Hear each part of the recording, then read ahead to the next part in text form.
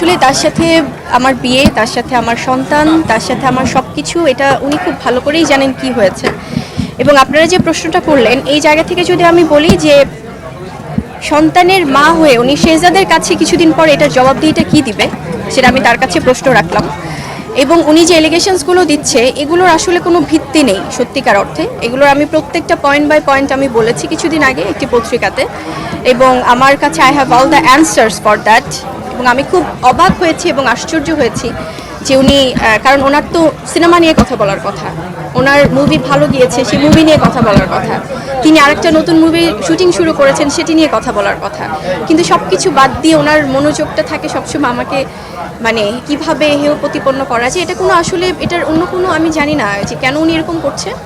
So যেহেতু এটা বারবার এরকম হচ্ছে, সো আমার মনে হয় যে এই জায়গাটা থেকে আমার ডেফিনেটলি আপনারা যেটা বললেন যে এটার তো আসলে একটা সমাধান হওয়া উচিত।